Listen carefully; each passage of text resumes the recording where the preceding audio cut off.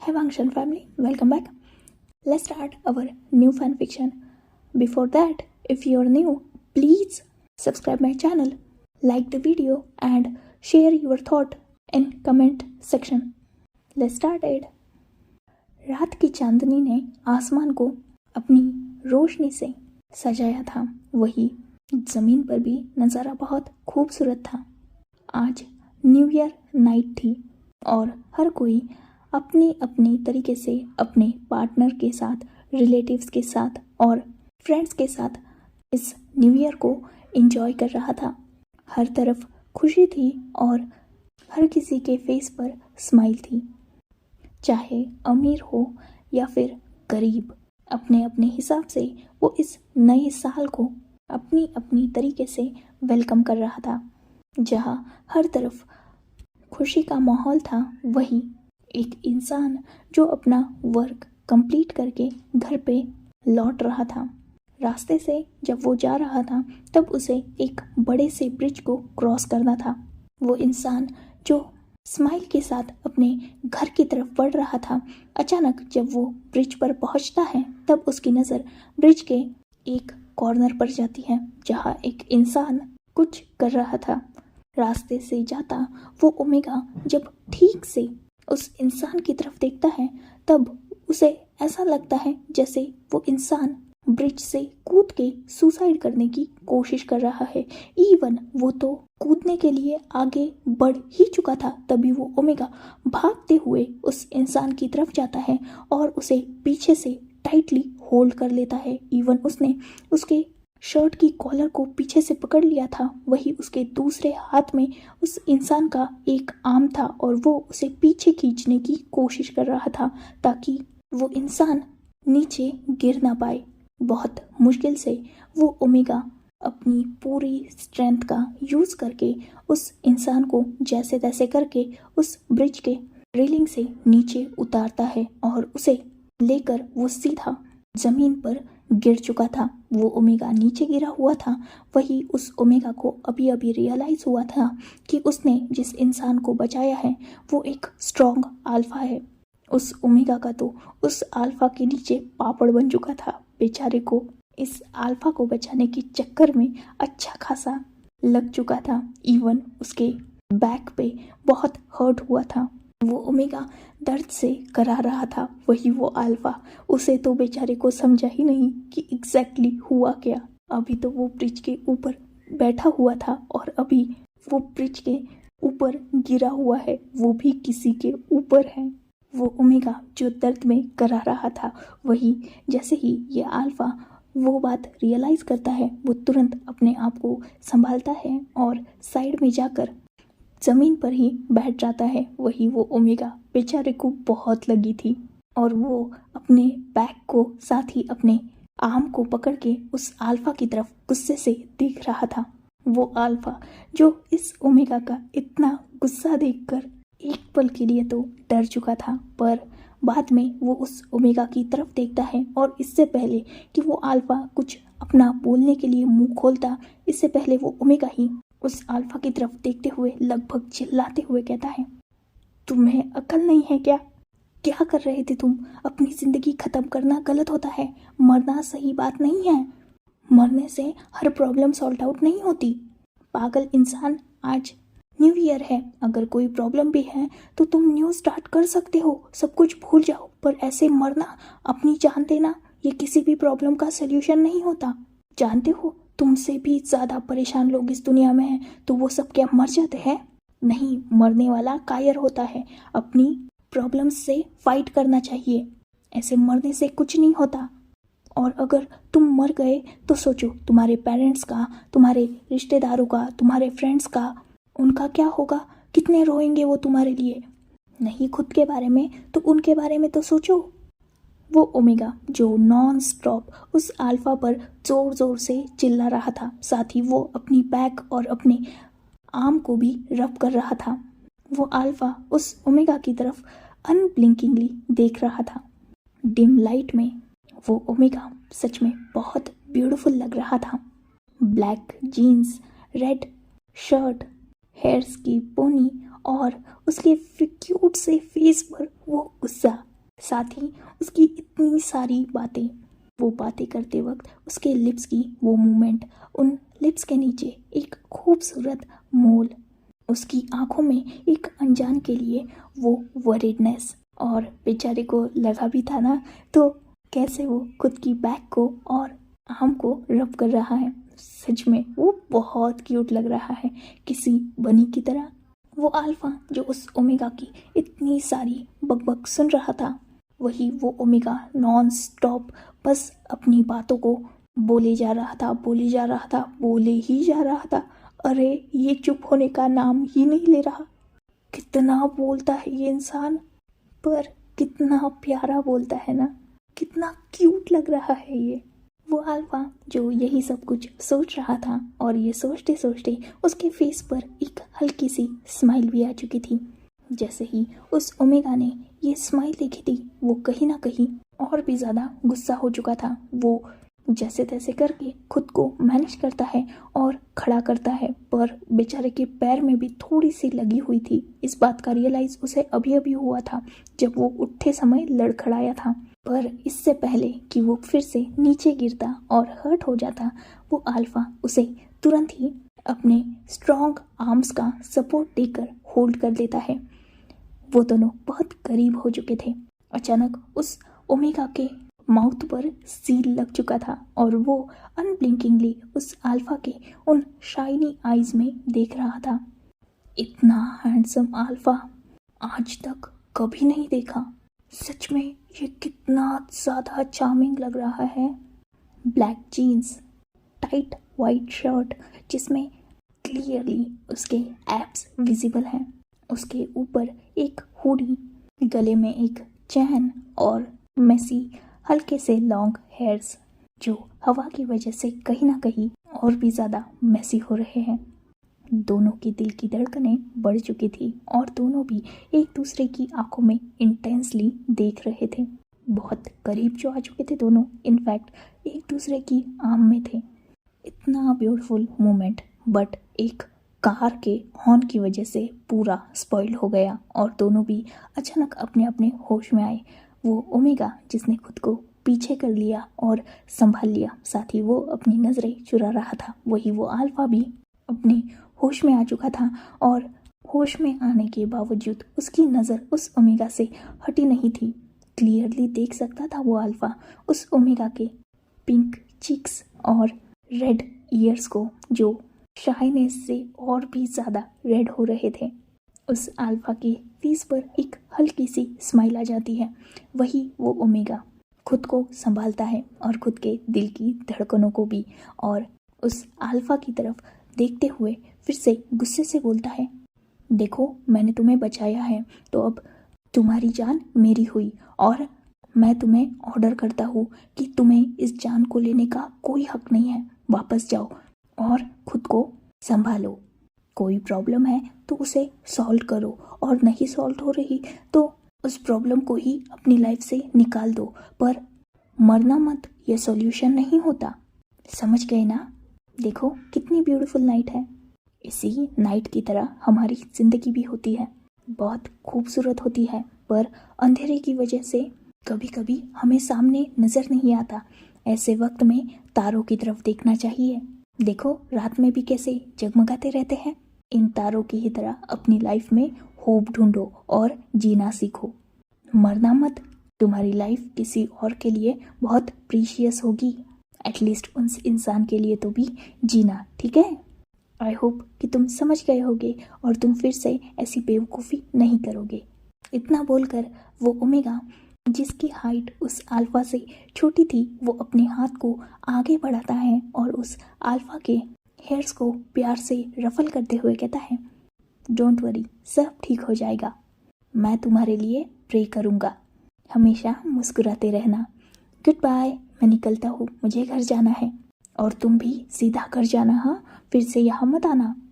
Happy new year. अगर किस्मत ने चाहा तो फिर मिलेंगे। इतना बोलकर वो ओमेगा एक सॉफ्ट बनी स्माइल करता है और बाद में उस अल्फा को क्रॉस करते हुए अपने डायरेक्शन में निकल जाता है। अभी वो ओमेगा बस 5 या 6 कदम ही चला था तभी उसे फील होता है जैसे उसके पीछे कोई आ रहा है।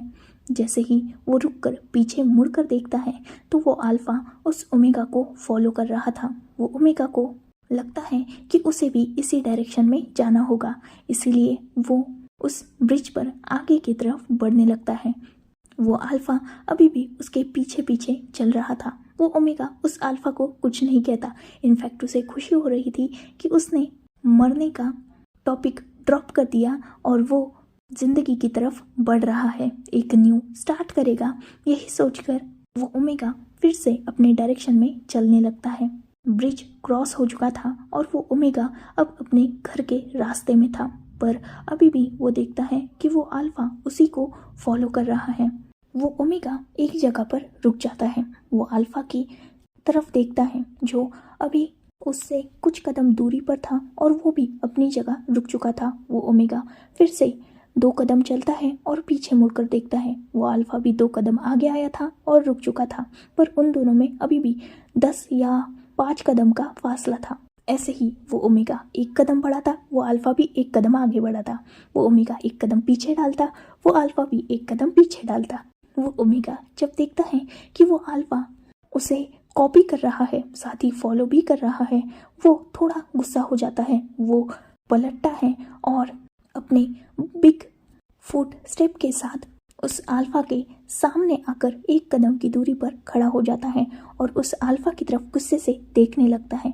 वो अल्फा जिसके फेस पर एक ब्यूटीफुल स्माइल थी और वो अनब्लिंकिंगली उस ओमेगा को ही देख रहा था। वही वो ओमेगा जब देखता है कि वो अल्फा उसे अजीब तरीके से देख रहा है, वो उस अल्फा पर थोड़ा सा गुस्सा करते हुए कहता है, तुम ये क्या कर रहे हो? तुम मुझे फॉलो क्यों कर रहे हो? मैंने कहा ना अपने घर जाओ, अपनी फैमिली के पास जाओ और उनके साथ न्यू ईयर सेलिब्रेट करो, तो फिर तुम मेरा पीछा क्यों कर रहे हो? वो अल्फा जब उस ओमेगा को गुस्से में देखता है तब वो उस ओमेगा से अपनी नज़रें हटा लेता है और अपने हेड को डाउन कर देता है। वो ओमेगा देखता है कि वो अल्फा जिसका फेस बिल्कुल छोटे से बच्चे की तरह हो चुका है और वो बहुत अपसेट नज़र आ रहा है।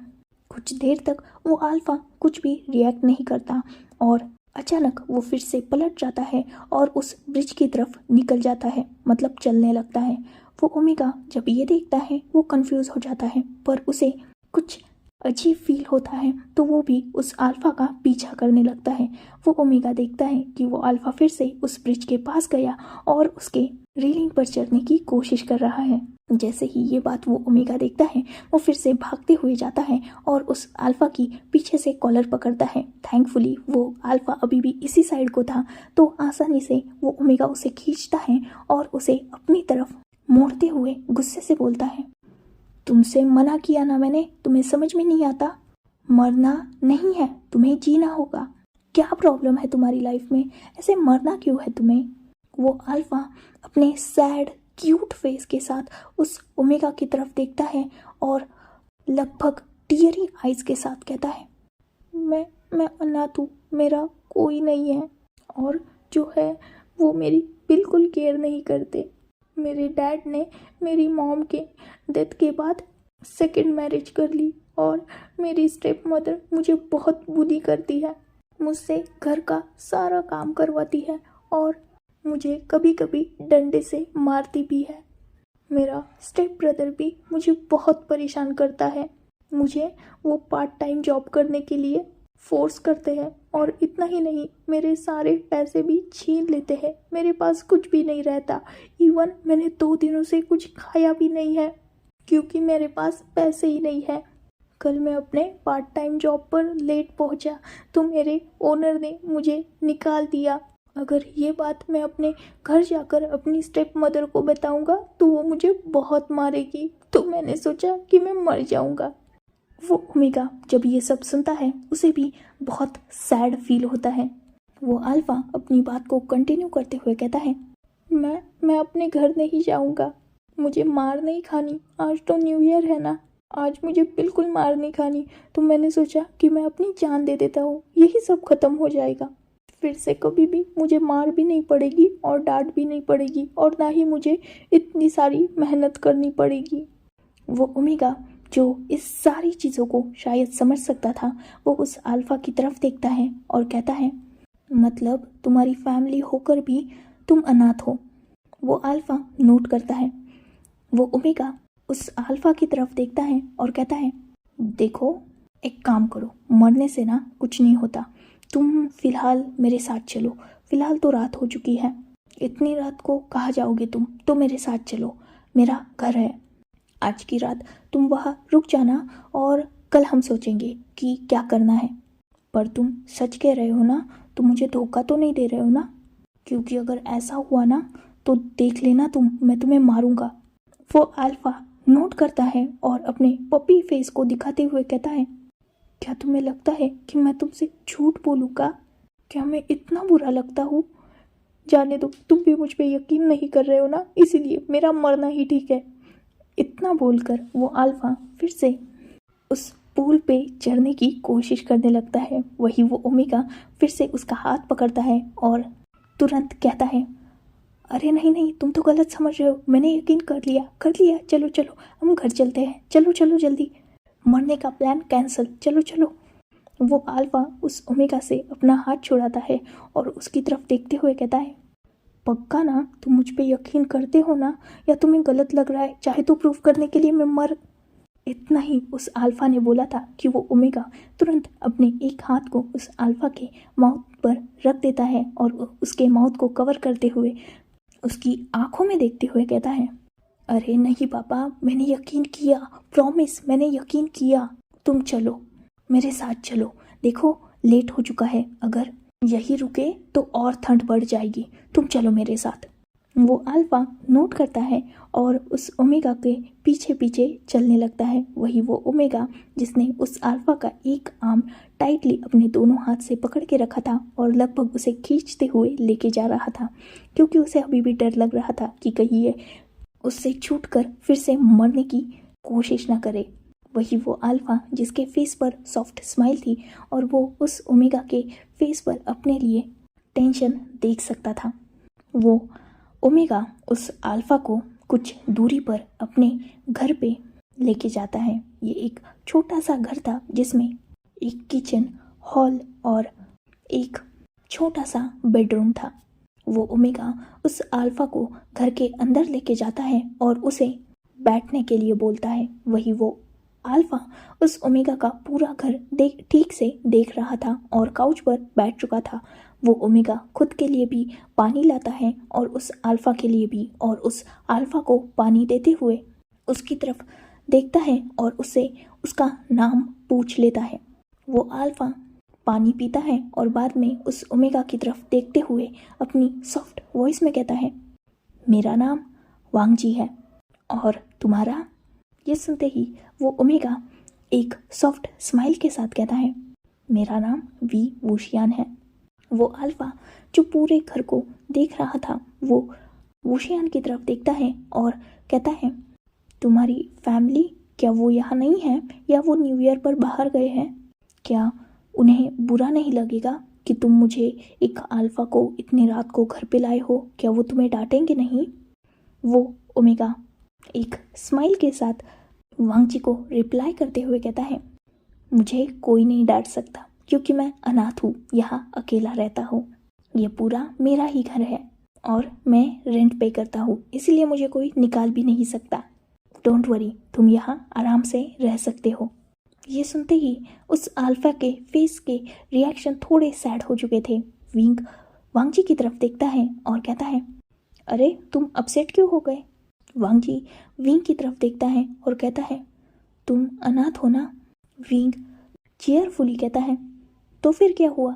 हो सकता है गॉड को मेरे मदर फादर की मुझसे ज़्यादा ज़रूरत होगी, इसीलिए तो उन्होंने उन्हें अपने पास बुला लिया, और मैं गॉड के डिसीजन की रिस्पेक्ट करता हूँ, इसीलिए मुझे कोई प्रॉब्लम नहीं है। देखो ना, वैसे भी गॉड ने मुझे छोटा सा ही सही पर घर दिया है। मैं एक जॉब करता हूँ, साथ ही अपनी स्टडीज़ भी कंप्लीट करता हूँ और हमेशा हैप्पी रहता हूँ, इसीलिए तो मेरी लाइफ में कोई भी प्रॉब्लम नहीं है, या यूँ कहा जाए प्रॉब्लम बहुत सारी है, पर अपसेट होकर या मरकर क्या ही मिलेगा। इससे अच्छा है कि हैप्पीली हर प्रॉब्लम को फेस करो, क्योंकि प्रॉब्लम ज़िंदगी से बड़ी नहीं होती। समझ गए ना, इसीलिए मरना कैंसल होता है। कभी भी मरने के बारे में सोचना मत। वांग जी नोट करता है। विंग वांग जी की तरफ देखता है और हैप्पीली कहता है, चलो मैंने न्यू ईयर के लिए कुछ स्वीट्स और बाकी की चीज़ें खरीदी है। वैसे तो मुझे पता नहीं था ना कि तुम मुझे मिलने वाले हो, इसीलिए वो थोड़ी सी भी है, पर कोई नहीं, हम शेयर कर लेंगे। तुम थोड़ा सा खा लेना, मैं थोड़ा सा खा लूँगा, और मैं डिनर प्रिपेयर करता हूँ, ठीक है? तब तक तुम यही बैठो। वांग जी विंग की तरफ देखता है और कहता है, मैं हेल्प कर दूँ? विंग वांग जी की तरफ देखता है और कहता है, अरे नहीं, कोई नहीं, तुम बैठो, मैं करके आता हूँ। वांग जी भी विंग के साथ उठ जाता है और कहता है, मुझे आता है, मैं तुम्हारी हेल्प कर देता हूँ ना, वैसे भी मैं यहाँ बोर ही होऊंगा। विंग नोट करता है और वांग जी उसे फॉलो करते हुए किचन में निकल जाता है। वो दोनों भी मिलकर डिनर प्रिपेयर करते हैं और वांग जी और विंग एक छोटे से टेबल पर उस डिनर को सेट कर देते हैं। विंग अब तक तो इस घर में अकेला ही था ना, इसीलिए ये घर उसी के हिसाब से छोटा सा था। वो दोनों भी टेबल के दोनों साइड बैठ जाते हैं और विंग वांग जी को भी सर्व करता है और खुद भी फूड लेता है। साथ ही उसने जो स्वीट वगैरह लाए थे वो भी वो वांग जी को देता है और खुद भी लेता है। वो दोनों भी हैप्पीली अपना फूड इंजॉय करते हैं और छोटी मोटी बातें भी करते हैं। डिनर कंप्लीट होने के बाद वो दोनों भी मिलकर सारा वर्क फिनिश करते हैं और फिलहाल दोनों भी लिविंग हॉल के काउच पर बैठे हुए थे। विंग वांग जी की तरफ देखता है और कहता है, क्या तुम ड्रिंक करते हो? वांग जी नोट करता है और विंग को रिप्लाई करते हुए कहता है, बस थोड़ी थोड़ी। विंग नोट करता है और वो कहता है, एक्चुअली न्यू ईयर है ना, तो जहाँ मैं वर्क करता हूँ वहाँ के ओनर ने मुझे वाइन दी है, क्या तुम टेस्ट करना पसंद करोगे? वांग जी नोट करता है। विंग हैप्पीली उठता है और वाइन की बोतल के साथ 2 ग्लास लाता है। वो दोनों ग्लासेस में वाइन पोर करता है और एक ग्लास वांग जी की तरफ बढ़ाकर वो दोनों भी टोस्ट करके वाइन टेस्ट करते हैं। दोनों भी थोड़ी थोड़ी करते हुए पूरी वाइन को फिनिश कर देते हैं। दोनों भी नशे में थे तो वियर्ड हरकतें करने लगते हैं। साथ ही एक दूसरे से वियर्ड बातें भी कर रहे थे। इनफैक्ट अपनी लाइफ के बारे में ही ज़्यादातर एक दूसरे को बता रहे थे, पर दोनों भी नशे में फुल्ली धुत थे। बातें बहुत सारी हो चुकी थी और अब दोनों को भी स्लीपी फील हो रहा था। वांग जी विंग की तरफ दिखता है और कहता है, मुझे नींद आ रही है, मैं कहाँ सोऊं? विंग जब ये सुनता है वो वांग जी के तरफ देखते हुए नशे में ही हंसते हुए कहता है, हे तुम्हें नींद आ रही है तो बेड पे जाओ ना सोने, मुझसे क्यों पूछ रहे हो? तुम क्या लिटिल बेबी हो जिसे मैं उठाकर बेड पर रखूं और उसे लोरी सुनाऊं? वांग जी विंग की तरफ देखता है और वैसे ही हंसते हुए कहता है, अरे हाँ, बेड पे जाके सोना है, मैं जा रहा हूँ, तुम भी बेड पे सोने आ जाना। विंग नोट करता है। वांग जी अभी उठा ही था, तभी विंग वांग जी को रोकते हुए कहता है, अरे मुझे भी उठाओ, मुझे भी सोना है, मुझे भी नींद आ रही है। वांग जी नोट करता है और वो दोनों खुद के पैरों पर तो खड़े ठीक से नहीं रह पा रहे थे, पर एक दूसरे को सपोर्ट करके फाइनली दोनों भी अपने 2 कदमों पे नहीं बल्कि एक दूसरे की सपोर्ट से अपने अपने 2, साथ ही अपने साइड वाले के 2, मतलब ऐसे 4 कदमों पर वो खड़े हो चुके थे। चारों कदम उनके लड़खड़ा रहे थे, पर जैसे तैसे करके वो रूम में पहुंच चुके थे। एक ही बेड था और दोनों को भी सोना था। बेड भी छोटा सा ही था, पर नींद तो दोनों को आ रही थी। दोनों नशे में थे तो उसी बेड पर दोनों गिर जाते हैं। जैसे तैसे एक दूसरे को धक्का मुक्की करते हुए उस बेड पर एडजस्ट होते हैं, पर ऑब्वियसली बेड छोटा था, इसीलिए फाइनली दोनों भी नशे में एक दूसरे की बाहों में एक दूसरे को टाइटली होल्ड किए एक ही कंबल के नीचे सो जाते हैं। नेक्स्ट मॉर्निंग, विंग जिसे अपनी बॉडी पर एक टाइट ग्रिप फील हो रही थी, साथ ही उसका हेड बहुत बुरी ही तरीके से पेन कर रहा था। विंग अपने हेड को ठोकते हुए उठने की जब कोशिश करता है, तब उससे उठना तो दूर हिला तक नहीं जा रहा था, क्योंकि उसे साइड वाले पर्सन ने टाइटली हक जो करके रखा था। विंग जब ये फील करता है वो अपनी स्लीपी आइज़ को ओपन करता है और अपने साइड में देखता है। उसकी आइज़ टोटली वाइडन हो चुकी थी। अपने साइड में एक अननोन पर्सन को लेटे हुए देखकर बहुत जल्द वो रियलाइज़ करता है कि ये पर्सन कौन है, पर उसे अजीब लगता है कैसे वो इतने नशे में हो गया और इस इंसान के साइड में सो गया। खैर, जो हो गया वो हो गया, रात गई बात गई। वैसे भी वो दोनों भी बिल्कुल सही कंडीशन में हैं। दोनों के क्लोथ्स टोटली वैसे ही हैं जैसे रात में थे, मतलब वो दोनों बस साथ में सोए थे। इसे जानकर विंग एक रिलीफ की ब्रीथ लेता है और वो वांगजी को हल्के हाथ से टैप करने लगता है ताकि वांगजी उठ जाए। वांगजी जो खुद अपने हेड में दर्द फील कर रहा था वो विंग के जोर से शेक करने पर उठ जाता है। अपने साइड में विंग को देखकर वो भी थोड़ा शॉक हो चुका था, पर तुरंत ही उसके फेस पर स्माइल भी आ चुकी थी। विंग वांगजी की तरफ देखता है और कहता है, मुझे छोड़ो, मुझे जाना है, मेरे वर्क का टाइम हो चुका है। वांगजी नोट करता है और वो विंग के ऊपर से अपने पकड़ को लूज करता है। विंग वांगजी की तरफ देखता है और बेड से उठते हुए कहता है, तुम भी रेडी हो जाओ, मैं ब्रेकफास्ट बना देता हूँ, तुम खा लेना और आज तुम रेस्ट करना, हम शाम को बात करेंगे। वांगजी नोट करता है और पहले विंग फ्रेश होता है, उसके बाद वांगजी भी फ्रेश हो जाता है। अब तक विंग ने ब्रेकफास्ट बना लिया था तो वो और वांगजी साथ में ब्रेकफास्ट करते हैं और विंग अपने वर्क के लिए निकल जाता है। वांगजी अकेला घर में था और वो पूरे घर को देख रहा था। विंग के घर में बहुत सारी अलग अलग पेंटिंग्स थी, साथ ही पेंटिंग का बहुत सारा स्टफ भी था। हर पेंटिंग बहुत ज़्यादा खूबसूरत थी और बहुत बारीकी से बनाई गई थी। वांगजी विंग के घर का पूरा टूर करता है। ऑब्वियसली वो घर छोटा सा ही था पर बहुत क्यूट था। हर चीज़ को बहुत अच्छी तरीके से रखा हुआ था, सिवाय रूम के। रूम पूरा मेसी था।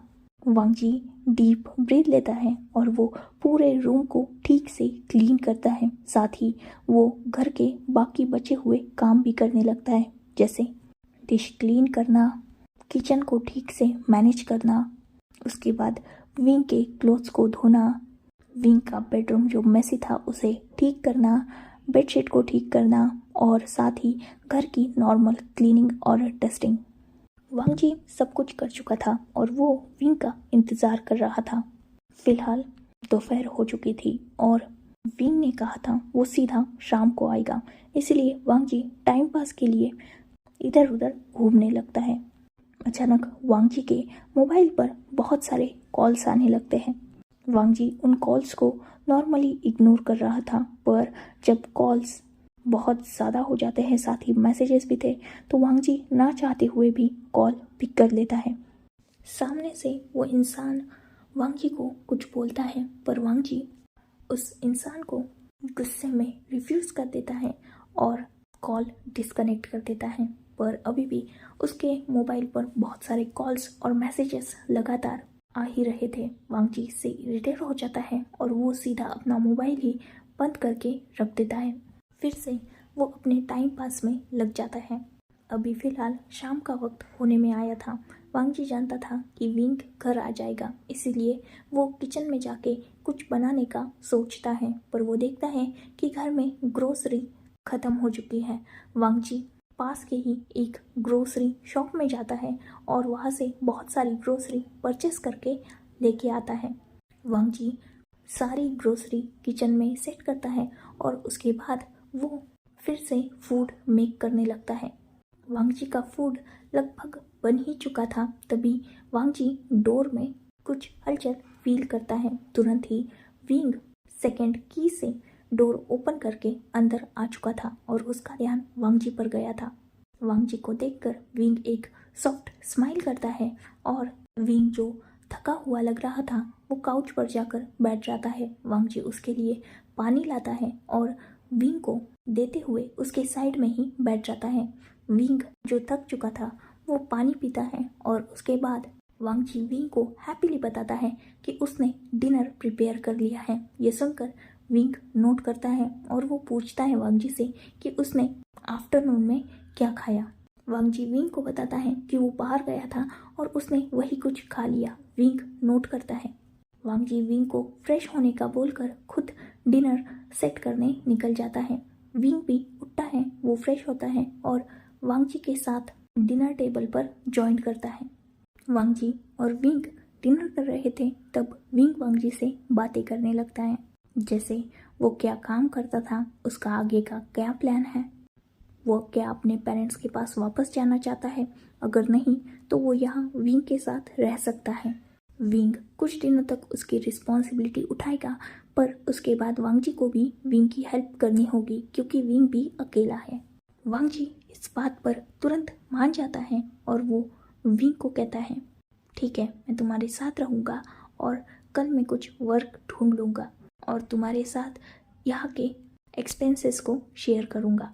विंग वांग जी की तरफ देखता है और सॉफ्ट स्माइल से कहता है, इतना जल्दी कोई नहीं, तुम कुछ दिनों तक रेस्ट करो, तब तक मैं सब संभाल लूँगा। बाद में तुम कुछ सूटेबल ढूंढ लेना। मेरे पास फ़िलहाल इनफ मनी है कि मैं तुम्हें स्पॉन्सर कर सकता हूँ। वांग जी नोट करता है, कल तो वो नशे में थे, इसीलिए एक बेड पर सो चुके थे, पर आज वो कैसे सोएंगे क्योंकि विंग के घर में तो एक ही बेडरूम और एक ही बेड है। वांग जी विंग को बोलता है कि वो लिविंग हॉल में काउच पर सो जाएगा और विंग बेडरूम में बेड पर सो जाए। विंग नोट करता है और ऐसे ही वो रात वो बिता देते हैं।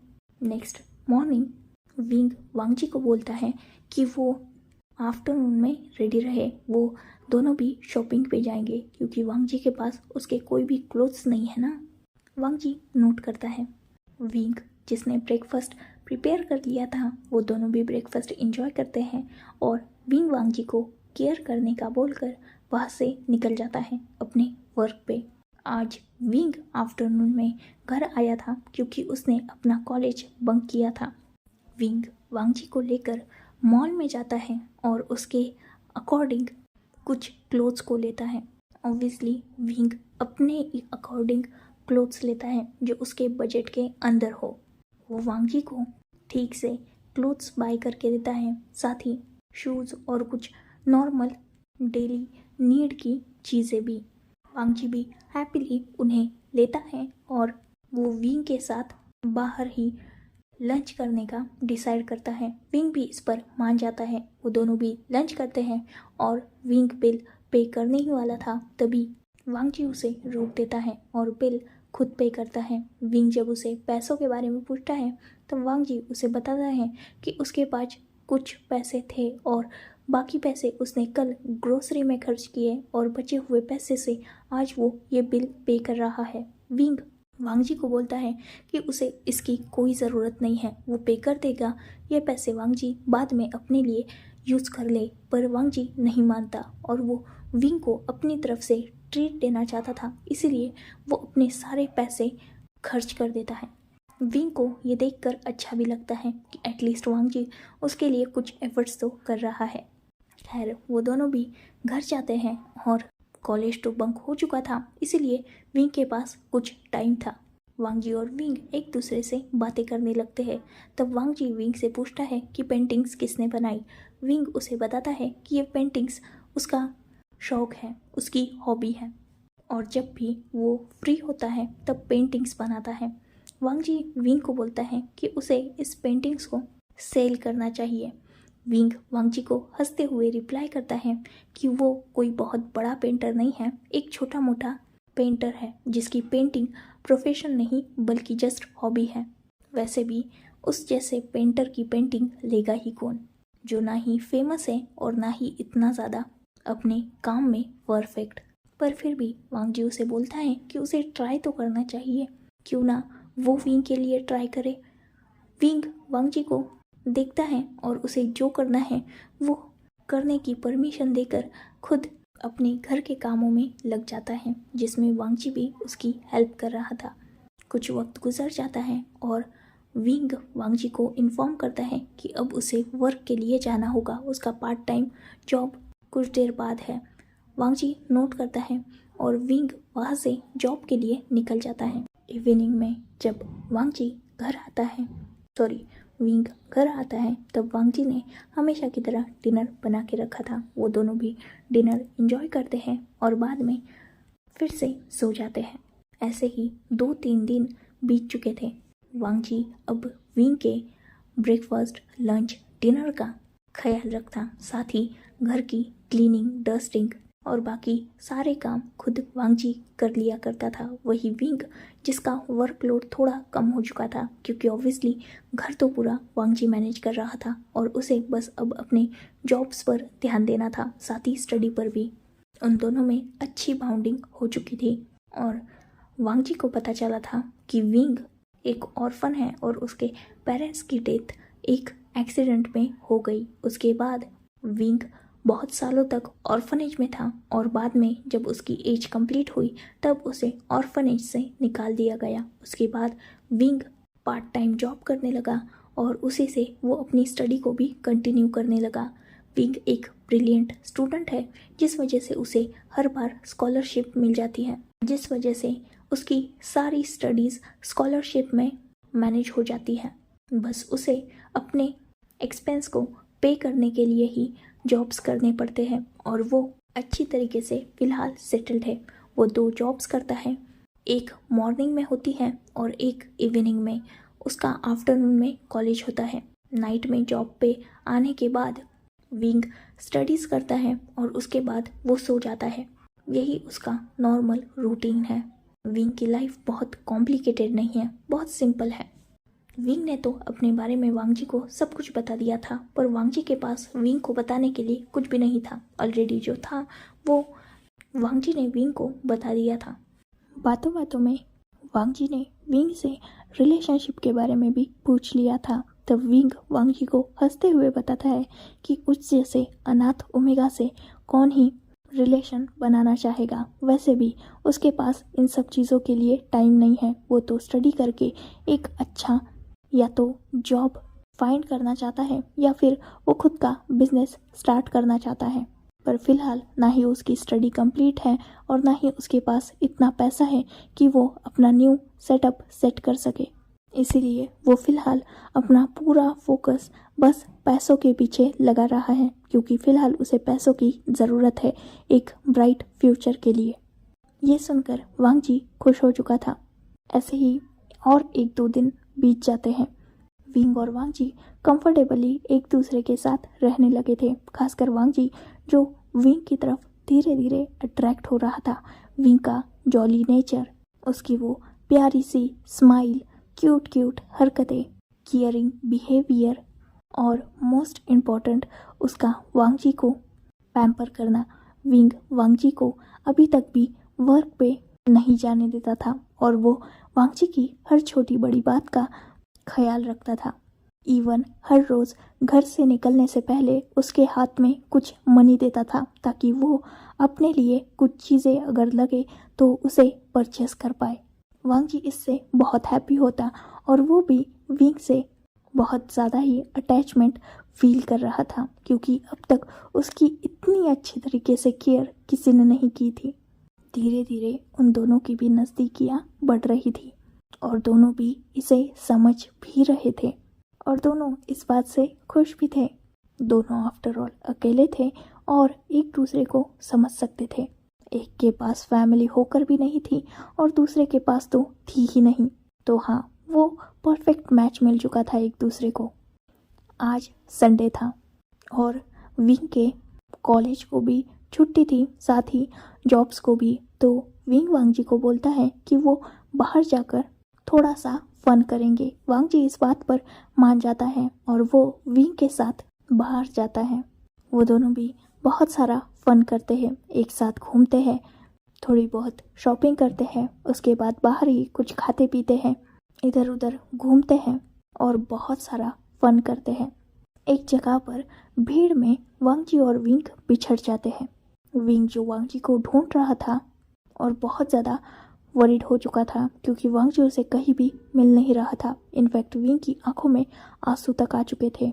विंग वांगजी को कॉल भी कर रहा था तो वांगजी का फ़ोन बंद आ रहा था, जिससे विंग और भी ज़्यादा डर चुका था। पर अचानक उसकी नज़र एक कॉर्नर में जाती है, जहाँ एक इंसान जिसका फेस तो विंग नहीं देख पाया था क्योंकि विंग की तरफ उसकी बैक थी, वो वांगजी से बातें कर रहा था। विंग उस तरफ जा ही रहा था, तभी वांगजी की नज़र उस पर पड़ जाती है।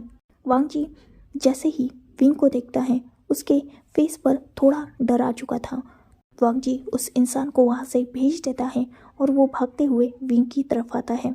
विंग जो डर चुका था वो वांगजी को हग कर लेता है और उससे पूछने लगता है कि वो इंसान कौन था और वांगजी उसे छोड़कर गायब क्यों हुआ। वांगजी विंग को बोलता है कि वो एक रैंडम इंसान था जो एड्रेस पूछ रहा था और वांगजी ने विंग को नहीं छोड़ा। विंग और वांगजी तो बस अलग हो गए थे और गुम हो गए थे। इनफैक्ट वांगजी भी विंग को ही ढूंढ रहा था। विंग नोट करता है और वो वांगजी के साथ घर चला जाता है। ऐसे ही कुछ वक्त गुजरता है। उन दोनों में क्यूट मोमेंट्स क्रिएट हो रहे थे। दोनों भी एक दूसरे के दिल का हाल समझ रहे थे क्योंकि दोनों भी एक दूसरे की आंखों में वो प्यार और एक दूसरे के लिए अट्रैक्शन फील कर चुके थे और देख भी चुके थे। वांगजी जो कंफर्म हो चुका था कि वो विंग से प्यार करता है और विंग को भी इक्वली रिस्पॉन्ड करते हुए वो देख रहा था, क्योंकि जब भी वो एक साथ वर्क करते, गलती से हाथ टच हो जाना या एक दूसरे के बहुत करीब आ जाना, ये सब चलता रहता था। और वांगजी ये देखता है कि विंग उससे अनकंफर्टेबल नहीं होता, इनफैक्ट वो शाय हो जाता है। तो ऑब्वियसली विंग की तरफ से उसे पॉजिटिव ही रिस्पॉन्ड मिलेगा। ये सोचकर वांगजी विंग को प्रपोज करने का सोचता है। उसे थोड़ा डर तो लग रहा था, पर उसे अपनी फीलिंग्स के बारे में विंग को बताना भी था, इसीलिए वो ज़्यादा वक्त ज़ाया ना करते हुए पूरे घर को बहुत ब्यूटीफुली डेकोरेट करता है। रेड रोज़ और रोज़ पेटल से वो पूरे घर को बहुत खूबसूरती से सजाता है। साथ ही बहुत सारा डिलीशियस फूड भी मेक करता है खुद अपने हाथों से, जिसमें सारी विंग की फेवरेट डिश थी। वही इन सब चीज़ों से बेखबर विंग जब रात को थके घर पर आता है, तब डोर ओपन करते ही उसके ऊपर बहुत सारी रोज़ पेटल्स गिरती हैं। विंग जिसके फेस पर स्माइल आ चुकी थी क्योंकि अचानक अंदर की लाइट्स ऑन हुई थी और घर सच में बहुत खूबसूरत लग रहा था। हर तरफ रोज़ पेटल्स बिखरी हुई थी और घर में बहुत खूबसूरत सैंडलवुड स्मेल फैली हुई थी, जो वांगजी की कामिंग और स्मूथिंग अल्फा सेंट थी। साथ ही विंग के पैरों के नीचे भी एक खूबसूरत रोज पेटल्स से कारपेट बनाया गया था। विंग उसे फॉलो करते हुए अंदर आता है, तब सामने वांगजी था जिसने खूबसूरत वाइट आउटफिट पहन के रखा था। सच में वो किसी एंजल की तरह लग रहा था। वांगजी विंग के पास जाता है और उसके हाथ से उस बैग को ले लेता है। वो विंग के हाथ में एक अलग बैग देता है और उसे प्यार से कहता है, प्लीज़ चेंज कर लो। विंग नोट करता है और वो फ्रेश होने निकल जाता है। विंग देखता है कि रूम भी बहुत ब्यूटीफुली डेकोरेट है और साथ ही वॉशरूम भी। विंग अच्छे से बात लेता है और वांगजी ने उसे जो क्लोथ्स दिए थे वो पहन लेता है। वांगजी ने उसे बहुत खूबसूरत ब्लैक आउटफिट दिया था, ब्लैक लूज शर्ट और ब्लैक जीन्स। उस ब्लैक शर्ट पर रेड कलर का बहुत खूबसूरत वर्क हुआ था। विंग सच में उसमें बहुत खूबसूरत लग रहा था। साथ ही विंग अपने हेयर्स की खूबसूरत पोनी बांधता है और सच में लाइट मेकअप के साथ वो और भी ज़्यादा ब्यूटीफुल लग रहा था। विंग बाहर आता है तब वांगजी उसका इंतज़ार कर रहा था। वांगजी विंग का हाथ पकड़ता है और उसे हॉल के बीचों बीच लेके आता है। वो विंग की तरफ देखता है और विंग देखता है कि वांगजी थोड़ा नर्वस है। विंग ऑलरेडी जानता था कि वांगजी क्या करना चाहता है, पर वो अभी भी अपने सामने वाले पर्सन से उससे उस ब्यूटीफुल गिफ्ट का इंतज़ार कर रहा था। जैसा कि विंग ने सोचा था, वांगजी उसके सामने अपने नीज पर बैठ जाता है और उसे एक डायमंड रिंग शो करते हुए कहता है, तुम मेरी लाइफ में एक सनशाइन की तरह हो जो मुझे एक खूबसूरत रात में मिली। अगर तुम मुझे एक्सेप्ट करने के लिए रेडी हो तो मैं तुमसे शादी करना चाहता हूँ। विंग, जिसके फेस पर एक ब्यूटीफुल स्माइल आ चुकी थी, वो नोट करता है। वांग जी रिंग को विंग के हाथ में, रिंग फिंगर में पहना देता है और उसके हाथ पर एक सॉफ्ट किस करता है। विंग, जिसके फेस पर भी स्माइल आ चुकी थी और उसकी आंखों में हल्के से आंसू भी आ चुके थे। लगभग 1 मंथ हो चुका था वो दोनों साथ में रह रहे थे और सच में दोनों एक दूसरे की तरफ कुछ ज़्यादा ही अट्रैक्टेड फील कर रहे थे। और फाइनली आज वांग जी की वजह से इस अट्रैक्शन को एक अलग नाम मिल चुका था, जो था प्यार का। वांग जी विंग के सामने खड़ा हो जाता है और विंग के वेस्ट को होल्ड करके विंग को अपनी तरफ खींच लेता है, जिससे विंग दूसरे ही पल वांग जी के हार्ड चेस्ट से टकराकर वांग जी के बाहों में सिमट चुका था। वांग जी एक सॉफ्ट स्माइल के साथ विंग के फोरहेड पर किस करता है और उसे अपनी पूरी तरीके से आगोश में भरते हुए सॉफ्टली कहता है, उसके ईयर के पास विस्पर करते हुए, I love you my love, मैं तुमसे बहुत प्यार करता हूँ। विंग भी नोट करता है पर वो वांग जी को रिप्लाई नहीं करता। वांग जी जब विंग के एंड से कोई रिप्लाई नहीं सुनता तो वो विंग को हल्के से दूर करता है और उसके चिन पर हाथ रखते हुए उसके फेस को सॉफ्टली लेफ्ट करते हुए कहता है, answer me. Wing teary eyes के साथ सॉफ्टली कहता है, me too. Wangji pouty face बनाते हुए कहता है, ये मी टू क्या होता है, answer me clearly. Wing Wang ji के चीक पर किस करता है और कहता है, आई लव यू टू। वांग जी जब विंग की एक क्यूट सी हरकत देखता है, वो एक स्माइल करता है और नॉटीली अपने एक हाथ को विंग के फेस पर रखता है और अपने थंब से विंग के लिप्स पर हल्के से रब करते हुए उसकी आंखों में देखते हुए कहता है, सो कैन आई किस यू। विंग इससे ब्लश हो चुका था पर वो हल्के से अपनी आइज़ को नीचे झुकाकर नोट करता है। बस परमिशन मिलनी थी कि वांग जी, जिसने विंग को पूरी तरीके से अपने आगोश में खींच लिया था और एक पहले तो सॉफ्ट पैक करता है वो विंग के लिप्स पर उसका टेस्ट तो उसे भी फील करना था, इसीलिए वो बाद में विंग के लिप्स को सॉफ्टली अपने लिप्स से स्मैच करने लगता है, कभी उसके लोअर लिप को तो कभी उसके अपर लिप को अपने लिप्स के बीच में पकड़ के वो विंग को पहले तो सॉफ्ट पर बाद में डीप किस करने लगता है, जिसमें उनकी टंग भी इंक्लूड थी। विंग भी वांग जी को पॉजिटिवली रिस्पॉन्ड कर रहा था पर जितना अच्छा वांग जी किस में था उतना विंग नहीं था। इनफैक्ट ये विंग का फर्स्ट किस था। ये वांग जी को समझने में ज़्यादा वक्त नहीं लगता क्योंकि बहुत जल्दी वांग जी ने विंग को ब्रीथ आउट कर दिया था। विंग जो स्ट्रगल के लिए, मतलब सांसों के लिए वांग जी के शोल्डर पर हिट कर रहा था। फाइनली वांग जी जब विंग को ब्रीथ आउट देखता है तब वो विंग को छोड़ देता है। विंग जिसने अपने फेस को वांग जी के चेस्ट पर रख दिया था और वो हैवी ब्रीदिंग ले रहा था, वही वांग जी ने भी विंग को पूरी तरीके से अपनी आगोश में भर के अपने हेड को उसने विंग के हेड पर रख दिया था। वो दोनों भी डीप ब्रीदिंग ले रहे थे और दोनों के फेस पर भी एक ब्यूटीफुल सी स्माइल थी। वांग जी और विंग दोनों भी बहुत खुश थे। वांग जी जो विंग को बहुत करीब फील कर रहा था, इनफैक्ट उसकी धड़कनों को वो अपने कानों में सुन सकता था। बहुत खूबसूरत था ये सब कुछ। जब वो दोनों भी थोड़ा रिलैक्स होते हैं तब वांग जी विंग के लिए एक सॉफ्ट म्यूज़िक प्ले करता है और विंग को डांस के लिए पूछता है। ऑब्वियसली विंग यस करता है, तब वांग जी और विंग एक ब्यूटीफुल कपल डांस करते हैं। उसके बाद वांग जी जेंटलमैन की तरह पहले तो खुद चेयर पर बैठ जाता है और बाद में विंग को अपने लैप में ही बिठा लेता है। वो दोनों भी साथ मिलकर एक ही प्लेट से फूड एंजॉय करते हैं और दोनों भी एक दूसरे को खिला भी रहे थे, साथ ही टीज भी कर रहे थे। इवन उन्होंने इस हैप्पीनेस को सेलिब्रेट करने के लिए केक भी कट किया था, जो खुद वांग जी ने अपने हाथों से बनाया था, विंग का पसंदीदा स्ट्रॉबेरी केक। दोनों भी बहुत ज़्यादा खुश थे। वांग जी विंग को टेरेस पे लेके जाता है और वहाँ भी बहुत खूबसूरती से डेकोरेशन की गई थी। वो दोनों भी वहाँ बैठ जाते हैं और वांग जी ने अभी भी विंग को अपनी लैब में ही बिठाया था। वांग जी विंग की तरफ देखता है और वो दोनों भी फिलहाल चांद को देख रहे थे। उसके बाद वांग जी विंग की तरफ देखता है और सॉफ्टली कहता है, मुझे तुम्हें कुछ बताना है। विंग जैसे ही ये सुनता है वो अपनी नज़र चांद से हटाकर वांग जी की तरफ डालता है। उसके फेस पर एक क्वेश्चन मार्क था। वांग जी विंग की तरफ देखता है और उसके फेस पर थोड़ा टेंशन था जिसे विंग नोटिस कर लेता है।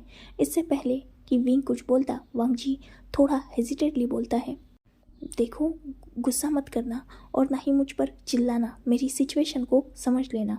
विंग नोट करता है और वो सॉफ्टली कहता है, जो चाहे वो बोल सकते हो, मैं तुम पे यकीन करूँगा। इससे पहले कि वांग जी कुछ बोल पाता, नीचे से बहुत सारा नॉइज़ उन्हें सुनाई देता है।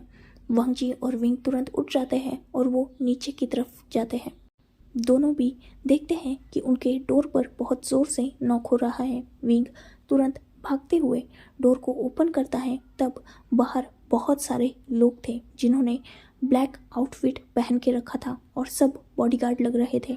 इससे पहले कि विंग कुछ समझ पाता, वो सारे लोग फोर्सफुली घर में एंटर हो जाते हैं और पूरे घर को घेर कर खड़े हो जाते हैं। विंग जिसे कुछ भी समझ नहीं आ रहा था, वो उन लोगों से पूछ रहा था कि वो है कौन और यहाँ कर क्या रहे हैं और ऐसे घर में फोर्सफुली घुसने का रीज़न क्या है। वो लोग कोई आंसर तो नहीं देते, पर वांग जी जो आगे बढ़ने ही वाला था विंग को कुछ बोलने के लिए, तभी एक मिडल एज पर्सन जिसने वाइट सूट पहन के रखा है वो अंदर एंटर कर रहा था। वो इंसान घर में आने के बाद पूरे घर को एक नज़र देखता है, साथ ही उसकी नज़र विंग और वांग जी पर भी जाती है और वांग जी पर उसकी नज़र रुक चुकी थी। वो इंसान गुस्से से वांग जी की तरफ देखता है और चिल्लाते हुए कहता है, लान वांग जी, इतने दिन हो गए तुम्हें हम पागलों की तरह ढूंढ रहे हो और तुम यहाँ छुप के बैठे हो। जैसे ही लान ये नाम विंग के कानों में गया था, वो शॉक हो चुका था और वो पीछे मुड़कर वांग जी की तरफ देखता है। ऑब्वियसली लान कॉरपोरेशन बहुत बड़ी बिजनेस कॉरपोरेशन थी जिनकी मिलियंस ट्रिलियंस की प्रॉपर्टी थी, जो लोग बहुत अमीर थे और बहुत ज़्यादा रिस्पेक्टेड फैमिली थी। वो विंग जिसकी नज़र वांग जी पर थी, वही वांग जी जिसकी खुद की नज़र भी विंग पर ही थी। विंग की आंखों में हल्के से आंसू आ चुके थे। वांग जी जैसे ही ये देखता है वो आगे बढ़ता है और विंग की तरफ बढ़ता है। वो विंग के सामने खड़ा हो जाता है और उसकी तरफ वरीडली देखते हुए कहता है, विंग, मैं तुम्हें यही बताना चाहता था, मैं वो। पर इससे पहले कि वो आगे कुछ बोल पाता, विंग उसकी तरफ टीयरी आइज से देखते हुए कहता है, मतलब तुमने मुझसे झूठ बोला। वांग जी जैसे ही ये सुनता है, वो विंग की इतनी हर्टफुल वॉइस सुनकर कहीं ना कहीं खुद भी हर्ट हो चुका था। वो विंग के दोनों हाथों को अपने दोनों हाथों में पकड़ता है और उसकी आंखों में देखते हुए कहता है, विंग, मेरा इंटेंशन ऐसा नहीं था, पर वो असल में मैंने वो। विंग अपने हाथों को वांग जी के हाथों से छुड़ाते हुए उससे 2 कदम दूर हो जाता है और उस पर वो वांग जी की तरफ देखते हुए कहता है, मुझसे झूठ बोलकर मेरे इमोशंस के साथ तुमने खेला। क्या बिगाड़ा था मैंने तुम्हारा? मैं तो इवन तुम्हें जानता भी नहीं था, तो फिर मेरे साथ ये सब कुछ करके तुम्हें क्या हासिल हुआ? वांग जी तुरंत विंग की तरफ देखता है और उसकी फेस के करीब अपने हाथों को वो बढ़ाने ही वाला था क्योंकि विंग रोने लगा था। तो वांग जी उसके टीयर्स को क्लीन करना चाहता था, पर विंग एक कदम दूर हो जाता है। वांग जी को इससे बहुत हर्ट फील हुआ था। वो विंग की तरफ देखता है और उसे खुद को एक्सप्लेन करते हुए कहता है, नहीं विंग, मैं तुम्हें यही बताना चाहता था, मैंने तुम्हारे साथ खेला नहीं है। मैं सच में तुमसे प्यार करता हूँ। ये सब कोई मजाक नहीं है। मैं तुम्हें आज अपनी ट्रू आइडेंटिटी ही बताना चाहता था, इसीलिए तो मैंने इतना सब कुछ किया। बिलीव मी, मेरा इंटेंशन तुम्हें धोखा देने का नहीं था और ना ही मैं तुम्हारे साथ खेल रहा था। विंग, प्लीज़ मेरा बिलीव करो, मेरा प्यार सच्चा है। मैं मानता हूँ मैंने झूठ बोला, पर मैंने प्यार में कोई झूठ नहीं बोला। मैं सच में तुम्हारे लिए फील करता हूँ। ये सुनना था कि इससे पहले विंग या वांग जी भी कोई रिएक्ट कर पाते, पीछे से वो इंसान चिल्लाते हुए बोलता है, लान वांगजी, ये क्या बकवास कर रहे हो तुम? इधर आओ। इस घटिया ओमेगा के लिए तुम प्यार जैसा वर्ड यूज भी कैसे कर सकते हो? ये बस तुम्हारे पीछे प्रॉपर्टी के लिए है। इसने तुम्हें जरूर जानबूझकर फंसाया होगा। ये सुना था कि विंग, जिसकी आईज टाइटली क्लोज हो चुकी थी और उसकी मुट्ठियां गुस्से में बीत चुकी थी, वही वांगजी जब ये सुनता है वो विंग को साइड में करता है और पीछे खड़े इंसान की तरफ गुस्से से देखते हुए कहता है, आप यहाँ क्यों आए? मैंने आपको बुलाया था क्या? क्यों आपको मेरी लाइफ में हमेशा इंटरफेयर करना होता है? आप कभी भी मुझे अपने हिसाब से जीने क्यों नहीं देते? मैंने तो छोड़ दिया था ना लैंड मेंशन, तो क्यों आप मुझे फिर से ढूंढते आए यहाँ पर? क्या मैंने बुलाया था आपको? प्लीज फॉर गॉड सेक चले जाइए यहाँ से, दूर हो जाइए मेरी जिंदगी से। मुझे नहीं आना आपके साथ, मुझे नहीं चाहिए वो सब कुछ। मुझे प्लीज मेरे प्यार के साथ रहने दीजिए। मैं सच में इससे प्यार करता हूँ। ये सुनते ही वो इंसान गुस्सा हो चुका था और वो उन गार्ड्स की तरफ देखता है और कहता है, इसे पकड़ो और ले चलो इसे अपने साथ। इसके प्यार का भूत तो मैं उतारता हूँ। जैसे ही ये बात वो गार्ड सुनते हैं, वो तुरंत वांगजी को पकड़ लेते हैं। वही वांगजी जो उनसे छूटने के लिए छटपटा रहा था, पर वो गार्ड्स बहुत सारे थे। वो इंसान विंग के पास आता है और विंग इन सारी चीज़ों को बस शांति से देख रहा था, क्योंकि ऑब्वियसली वो खुद बहुत हर्ट हो चुका था। वो इंसान विंग के सामने आता है और विंग की तरफ देखते हुए गुस्से से बोलता है, एक ओमेगा होते हुए ऐसी शेमलेस हरकतें करने में शर्म नहीं आती तुम्हें? एक रिच अल्फा को अपने प्यार में फंसा के उसका एडवांटेज उठाना चाहते हो, पर एक बात याद रखना, मैं ऐसा कभी नहीं होने दूंगा। मैं उसका फादर हूँ और उसकी लाइफ में वही होगा जो मैं बोलूँगा। इतना बोलकर लैन कुरैन विंग की तरफ देखते हैं और एक इशारा अपने गार्ड को करते हैं। वो गार्ड लैन कुरैन के पास एक पैसों से भरा बैग लाता है। लैन कुरैन उस बैग को ओपन करते हैं और उस बैग में से बहुत सारे पैसे उठाकर विंग के ऊपर फेंकते हुए कहते हैं, ये लो, यही चाहिए ना तुम्हें? तो इसे उठाओ और दफा हो जाओ मेरी बेटे की जिंदगी से। आगे से अगर तुम उसके आसपास भी नजर आए तो मैं तुम्हारी जान ले लूंगा। और इसे धमकी मत समझना, मैं लैंड कॉरपोरेशन का ओनर हूँ। कोई बड़ी बात नहीं है तुम्हें ख़त्म करना मेरे लिए। 2 कौड़ी के ओमेगा मेरे बेटे की लाइफ में उसके मेट की जगह लेने की तुम्हारी औकात भी नहीं है। वांगजी जो ये सब कुछ सुन रहा था और वो कुरैन पर चिल्ला रहा था कि उन्हें विंग की इंसल्ट नहीं करनी चाहिए, विंग ने कुछ नहीं किया और वांगजी है जो उसके पीछे पड़ा है।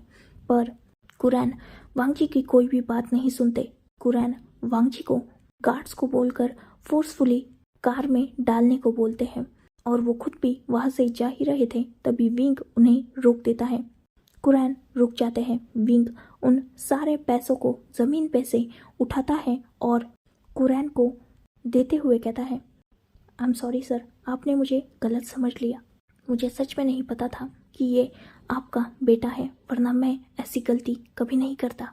मुझे माफ़ कर दीजिए, सब मेरी गलती है। इतने दिनों तक मैंने आपको आपके बेटे से दूर रखा, मुझे माफ़ कर दीजिए। इतना बोलकर विंग डीप वो करता है और उन पैसों को कुरैन को दे देता है। साथ ही वो कुरैन की तरफ देखता है और सॉफ्टली कहता है, सर बस 1 मिनट, मैं वांगजी से बात करना चाहता हूँ, प्लीज़ सर। कुरैन चाहते तो नहीं थे पर वो नोट कर देते हैं। वांगजी जो बाहर गार्ड्स के हाथों से छूटने के लिए चटपटा रहा था, कुरैन और विंग दोनों भी उसके पास जाते हैं।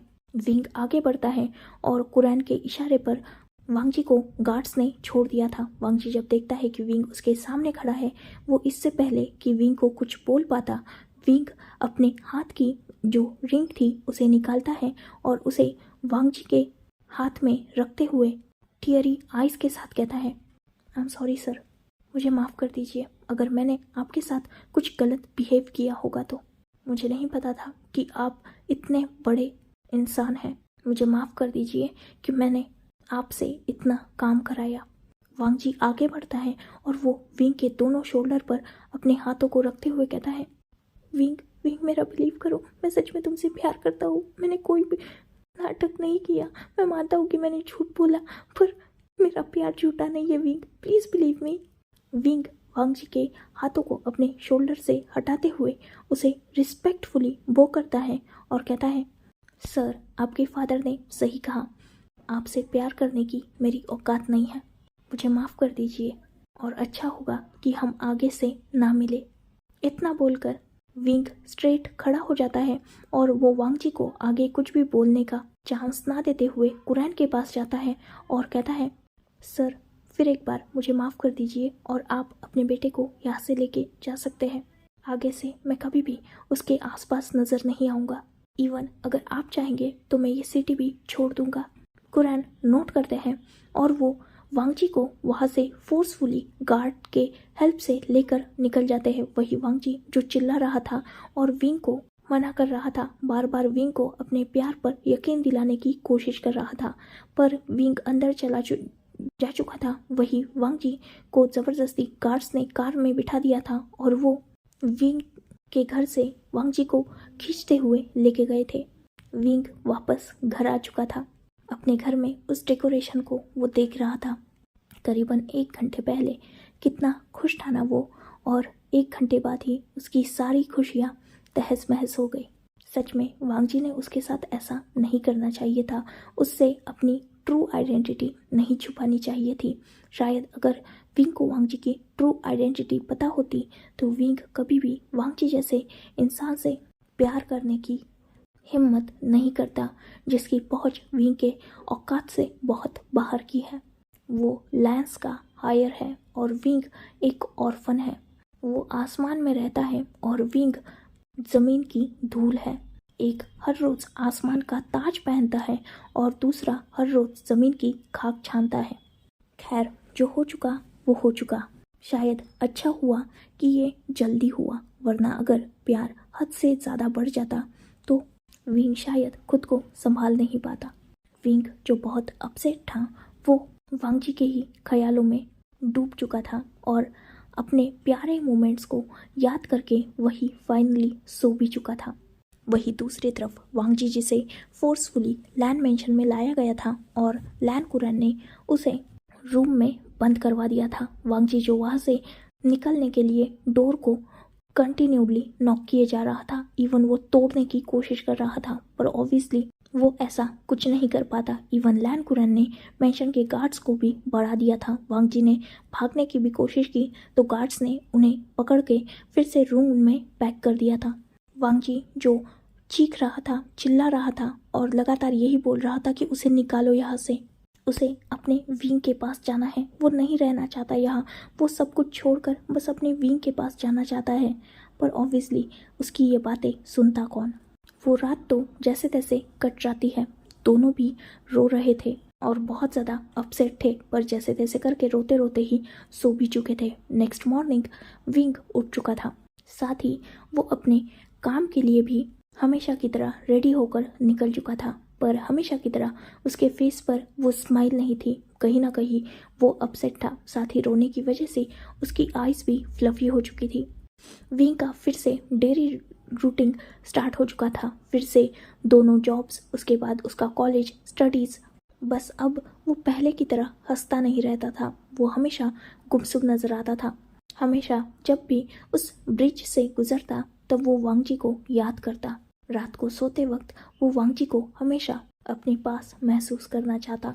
खाते वक्त, घर के काम करते वक्त, हर एक जगह पर वांग जी की यादें थी। विंग सच में बहुत ज़्यादा टूट चुका था। उसके मॉम डैड के जाने का भी उसे इतना दर्द नहीं हुआ था जितना दर्द उसे वांग जी के जाने के बाद फील हुआ था, क्योंकि जब उसके मॉम डैड की डेथ हुई तब वो छोटा था, उसे ज़्यादा कुछ समझ नहीं आता था। पर अब तो वो अडल्ट है, समझदार हो चुका है और प्यार के खोने का दर्द उसे समझ में आता है। उसका दिल तो हमेशा रोता रहता था, जिस वजह से उसके फेस की वो मुस्कान गुम हो चुकी थी। वही दूसरी तरफ वांग जी का भी कुछ ऐसा ही हाल था। वो हमेशा चीखता रहता, चिल्लाता रहता, पर कुरैन उसे बाहर नहीं जाने देते। इवन वो अपने रूम से भी बाहर नहीं निकल पाता था। वांग जी ने खाना पीना छोड़ दिया था और वो बस विंग को ही पुकारता रहता था।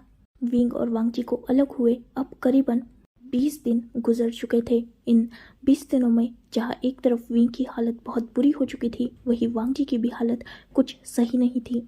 उन दोनों ने भी खाना पीना सोना सब कुछ छोड़ दिया था और बस एक दूसरे की यादों में वो रोते रहते थे, एक दूसरे को मिस करते थे। इन दिनों में विंग बहुत अच्छी तरीके से समझ चुका था कि वांग जी के साथ उसे नॉर्मल सिर्फ अट्रैक्शन नहीं हुआ था, ये सच में डीप लव था जो भुलाना इतना आसान नहीं था।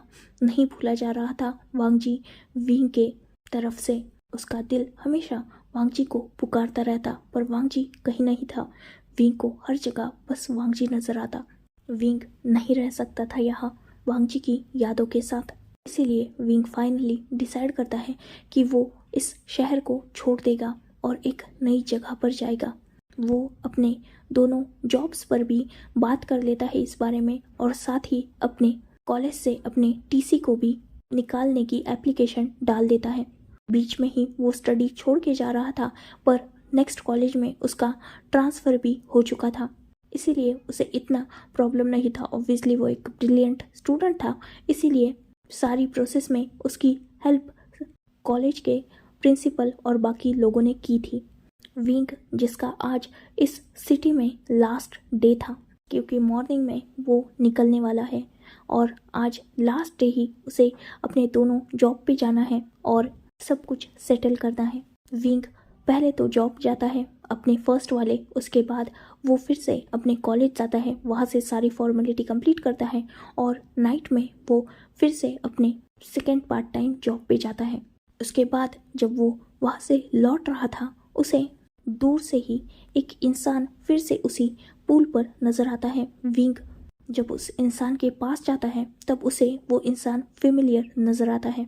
वो इंसान को देखकर विंग इस बार वहाँ नहीं रुकता और अपने हेड को डाउन किए वहाँ से जल्दबाजी में चलने लगता है। वो इंसान जिसकी नज़र भी विंग की ही तरफ थी, वो भागते हुए विंग के पीछे आने लगता है, पर विंग उसे इग्नोर करके बस तेज़ी से अपने घर की तरफ बढ़ रहा था। वो इंसान विंग को पीछे से पकड़ता है और उसके आर्म को पकड़ के उसे अपनी तरफ मोड़ता है। विंग जिसकी नज़र उस इंसान पर आकर रुक चुकी थी, वही वो इंसान भी विंग की तरफ ही देख रहा था। वांग जी कुछ देर तक विंग की आंखों में डीपली देखता है और दूसरे ही पल वो विंग को अपनी बाहों में खींच लेता है। वांग जी विंग को टाइटली हग करता है और रोते हुए बोलता है, प्लीज़ प्लीज़ मुझे छोड़ के मत जाओ, मैं तुमसे बहुत प्यार करता हूँ। देखो मैंने सब कुछ छोड़ दिया, मैंने बोल दिया अपने पापा से कि वो मेरे पीछे ना आए, मैं उनका बेटा नहीं हूँ। प्लीज़ मुझे छोड़ के मत जाओ। मैंने तुमसे झूठ बोला था, मानता हूँ, पर उसका एक रीज़न था। एक्चुअली उस दिन मेरे और मेरे पापा के बीच में फ़ाइट हो चुकी थी और मैं घर छोड़ के यहाँ गया था क्योंकि मेरे पापा ने मुझे गुस्से में बोला था कि मैं घर छोड़ के चला जाऊँ। मैं भी यहाँ आ गया और यहाँ बैठा हुआ था, पर पता नहीं क्यों तुम्हें लगा कि मैं जंप कर रहा हूँ और तुमने मुझे बचाने के लिए इतने एफर्ट्स डाले। तुम्हें पहली नज़र में देखते ही मुझे तुमसे प्यार हो गया था, इसलिए मैं तुम्हारे पीछे पीछे आ रहा था। पर जब तुमने मुझे अपने पीछे आने से मना कर दिया तो मैं कुछ सोचने लगा, मुझे तुम्हारे साथ रहना था, इसलिए मैंने तुमसे झूठ बोल दिया। प्लीज़ प्लीज़ मुझे माफ़ कर दो, मेरा इंटेंशन तुम्हें हर्ट करने का नहीं था, पर मैं सच में तुमसे प्यार करने लगा था और मेरे पापा मुझे ज़बरदस्ती कंट्रोल करना चाहते हैं, जो मैं नहीं चाहता, इसीलिए अक्सर हम दोनों में फ़ाइट हो जाती है। वो चाहते हैं कि मैं एक अमीर बाप की ओमेगा से शादी कर लूँ। मैं उससे प्यार नहीं करता, मैं तुमसे प्यार करता हूँ। प्लीज़ मेरा यकीन करो, मैंने झूठ बोला पर मेरा प्यार झूठा नहीं था। प्लीज़ मुझे एक्सेप्ट कर दो, मैं तुमसे बहुत प्यार करता हूँ। मैं सच में तुम्हारे बिना मर जाऊँगा। अगर तुम्हें यकीन नहीं है मेरे प्यार पर और मेरी बातों पे, तो मैं तुम्हें प्रूव कर सकता हूँ। ठीक है, मैं यहाँ से कूद जाता हूँ, फिर तो तुम्हें यकीन होगा ना मेरे प्यार पर। इतना बोलकर वांग जी बिना कुछ आगे की बात सुने या कुछ विंग को रिएक्ट करने का चांस दिए तुरंत ही पूल की तरफ भाग जाता है और उस पर चढ़ जाता है। विंग जब ये देखता है, वो भागते हुए वांग जी के पास जाता है और उसके हाथ को पकड़ के उसे नीचे की तरफ खींचने लगता है। वांग जी जब ये देखता है, वो विंग की तरफ देखता है और कहता है, देखो मुझे हाँ बोलो वरना मैं कूद जाऊँगा, मैं मर जाऊँगा। विंग, मुझे अपनी लाइफ में तुम चाहिए, वरना मुझे ये लाइफ भी नहीं चाहिए, मैं कूद जाऊँगा। विंग जो खुद वांगजी से प्यार करता था और वांगजी का ये पागलपन देखकर वो डर चुका था, वो वांगजी को अपनी टीयरी आईज से देखते हुए ब्रेकिंग वॉइस में कहता है, पागल हो क्या, नीचे उतरो। विंग फिर से बोलता है, विंग हाँ बोलो वरना मैं कूद जाऊंगा, मैं सच में कूद जाऊंगा। इतना बोलकर वांगजी सच में अपने कदम को आगे बढ़ाता है और गलती से उसका पैर स्लिप हो जाता है और वो सच में रेलिंग पर लटक जाता है। वही विंग जिसने वांगजी के हाथ को टाइटली पकड़ लिया था और वो डर चुका था, वही एक पल के लिए डर तो वांगजी भी चुका था, पर ऑब्वियसली वो जानता था कि उसे अच्छी तरीके से स्विमिंग आती है और वो मरेगा नहीं।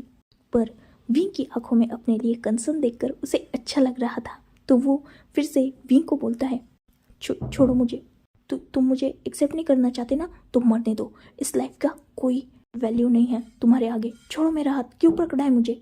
वही अभी तक वहाँ बहुत सारे बॉडीगार्ड्स, इवन खुद वांगजी के फादर भी आ चुके थे, जो वांगजी को ऐसे देखकर खुद भी डर चुके थे। तुरंत गार्ड्स विंग की हेल्प करते हैं और वो वांगजी का सेकंड हाथ पकड़ लेते हैं। वही वांगजी जिसे गार्ड्स ऊपर खींच रहे थे, साथ भी विंग भी, वही वांगजी वो अपने नाटक में था, वो विंग की तरफ देखता है और कहता है, छोड़ो मुझे, मैं मर जाऊंगा, छोड़ो, तो तुम मुझे एक्सेप्ट नहीं कर रहे ना, छोड़ो, मेरा जीना कोई मायने ही नहीं रखता, मुझे तुम चाहिए वरना ये ज़िंदगी भी नहीं चाहिए, मैं मर जाऊंगा। विंग जब ये सुनता है और वो देखता है कि वांगजी सच में उसके हाथ से अपना हाथ छुड़ा रहा है, तब वो चिल्लाते हुए बोलता है, इडियट, ऐसा मत करो, मैं भी तुमसे प्यार करता हूँ, प्लीज़ ऊपर आ जाओ, मैं तुम्हें एक्सेप्ट कर लूँगा, प्लीज़ ऐसा मत करो।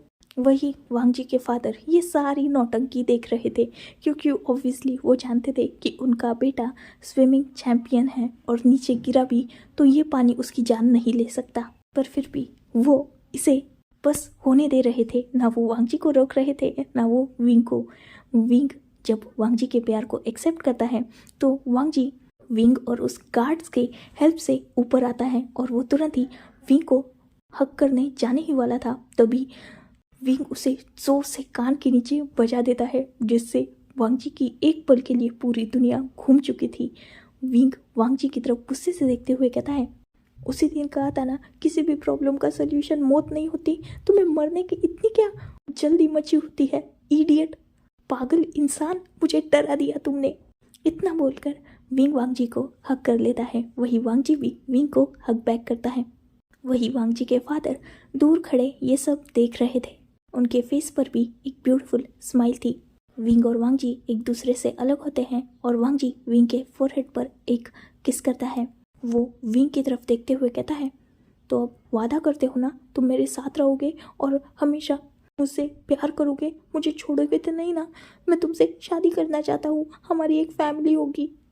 विंग बस नोट कर देता है, वांगजी खुश हो जाता है और वो फिर एक बार विंग को टाइटली हक करके उसे अपनी बाहों में उठाकर खुशी में घुमाने लगता है। वांगजी भी और विंग भी बहुत ज़्यादा खुश थे, दोनों भी फाइनली अपनी खुशी को एंजॉय करते हैं और तुरंत उनकी नज़र वांगजी के फादर की तरफ जाती है। विंग वांगजी के फादर के सामने जाता है और वांगजी भी विंग के साथ था।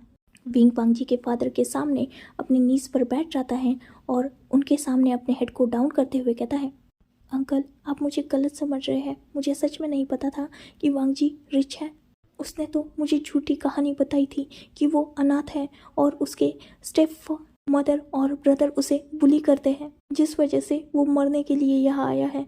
मुझे सच में नहीं पता था कि ये लान वांगजी है। बिलीव मी अंकल, मुझे इसका पैसा नहीं चाहिए, चाहे तो वो पैसा आप ही रख लीजिए, पर प्लीज़ हम दोनों को एक्सेप्ट कर लीजिए, हम दोनों उसी घर में रहेंगे चाहे तो, पर प्लीज़ हम दोनों को अलग मत कीजिए अंकल, मैं अनाथ हूँ और पहली बार मैंने प्यार किया है लाइफ में, प्लीज़ अंकल हमें समझिए। वांगजी के फादर जब ये देखते हैं तब वो एक नज़र वांगजी की तरफ देखते हैं जो खुद भी अपने हेड को डाउन किए अपने नीज पर बैठा हुआ था। वांगजी के फादर वांगजी की तरफ आते हैं और उसके कान को टाइटली पकड़ते हुए उसकी तरफ गुस्से से देखते हुए कहते हैं, बदतमीज़, तुमने झूठ बोला कि तुम्हारे स्टेप मदर है और स्टेप ब्रदर तुम्हें बुली करते हैं। वांगजी जो अपना कान पकड़ के तुरंत खड़ा हो चुका था और कूद रहा था, वही विंग भी वांगजी की तरफ देख रहा था। वांगजी के फादर विंग की तरफ एक नज़र डालते हैं और बाद में वांगजी के कान को और भी जोर से मरोड़ते हुए कहते हैं, इतने प्यारे बच्चे को तुमने बुली किया, झूठ बोला उससे? शर्म नहीं आती तुम्हें? ये सुनते ही वांग जी अपने फादर की तरफ शॉकिंगली देख रहा था। वही विंग भी बहुत शॉक था। वांग जी अपने फादर के हाथ से अपने कान को खींचते हुए कहता है, फादर फादर छोड़ो, दर्द हो रहा है, छोड़ो मुझे। वही वो कूद भी रहा था। वांग जी के फादर वांग जी के कान को छोड़ देते हैं और विंग की तरफ आते हैं। वो विंग के शोल्डर को पकड़ते हैं और उसे खड़ा करते हैं। उसके हेयर्स को प्यार से रफल करते हुए कहते हैं, आई एम सॉरी बेटा, मैंने तुम्हें गलत समझा। मैंने सारी इन्फॉर्मेशन निकाल ली है और मुझे ये पता चला कि मेरा ही बेटा तुम्हें ट्रिक करके तुम्हारे साथ रहने चला गया। मुझे माफ़ कर दो। मेरे बेटे की गलती की सज़ा मैंने तुम्हें दी और तुम्हें इतना ज़्यादा इंसल्ट किया, साथ ही ह्यूमिलिएट भी किया। मुझे नहीं पता था कि तुम इतने प्योर हार्टेड हो, पर मैं खुश हूँ कि मेरे इस बदतमीज़ बेटे ने एक काम तो अच्छा किया। मैं तुम्हें एक्सेप्ट करता हूँ। क्या तुम मेरे बेटे से शादी करना चाहते हो? विंग नोट करता है। ये सुनते ही वांग जी अपने फादर को टाइटली हक कर लेता है। वही वांग जी के फादर विंग के भी तरफ अपने हाथ को बढ़ाते हुए कहते हैं, आओ बेटा, मैं भी तुम्हारा फादर हूँ ना। विंग नोट करता है और वो भी लैन कुरैन को टाइटली हक कर लेता है। वो तीनों भी एक ब्यूटीफुल हक शेयर करते हैं और उसके बाद सीधा मैरिड की डेट फिक्स हो जाती है।